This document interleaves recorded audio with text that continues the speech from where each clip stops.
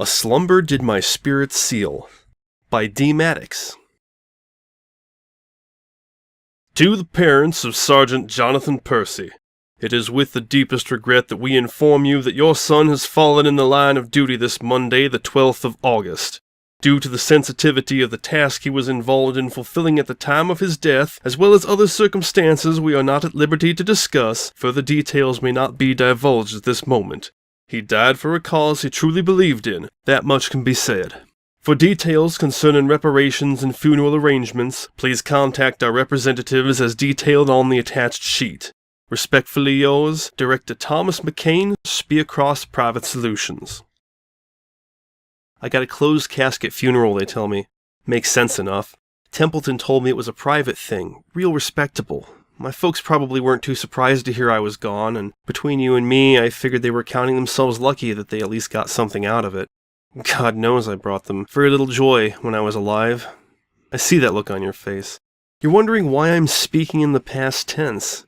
Obviously, I'm still alive now, breathing, eating, talking, shitting, the whole 9 yards. And that's true, I suppose. It's just hard to think about it that way from where I'm standing. Sorry, I'm rambling again.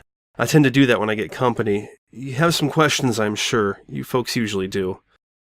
How was I exposed? That's an unusual thing to ask. Most of you just read the reports and go straight to the meat. I guess you're not the trusting type. Maybe that's why they chose you this time.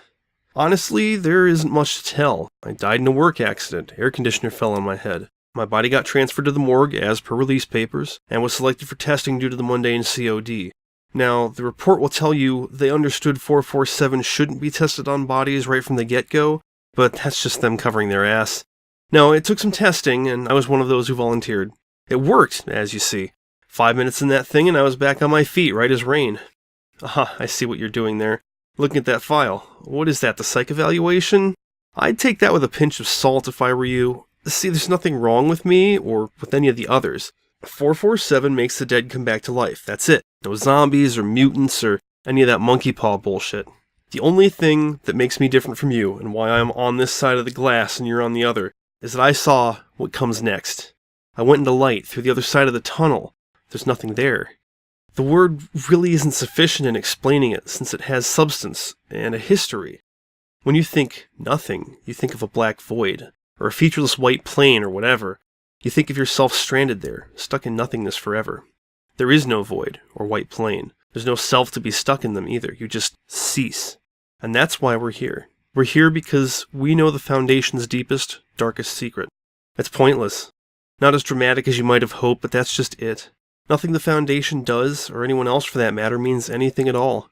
The wonders it preserves, and the monstrosities, every life saved or lost, every act of heroism, every atrocity committed, every revelation, every bit of progress, every creative spark, every soul lost to madness. All of that, for the sake of humanity, for a picture drawn in sand, for nothing.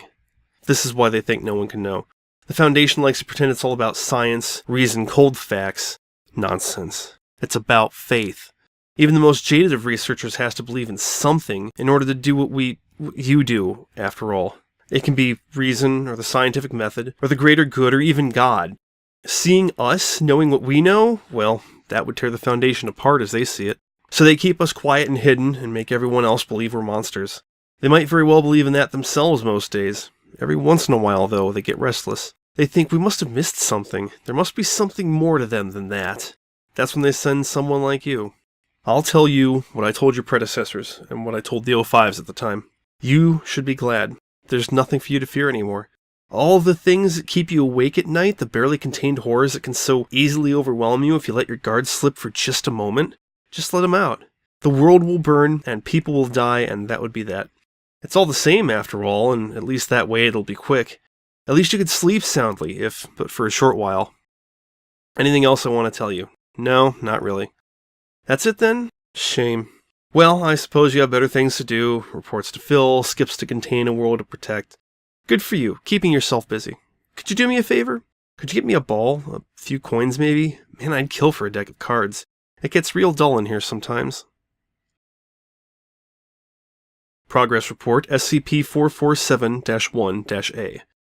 Instances of SCP-447-1 continue to exhibit extreme subversive tendencies toward the Foundation and its objectives, as well as displaying the previously observed nihilistic sentiments.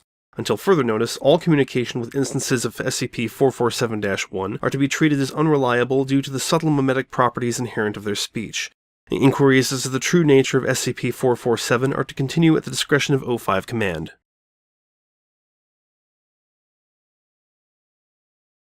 Wait, seal? I thought it was steel. Wow, I suck at this.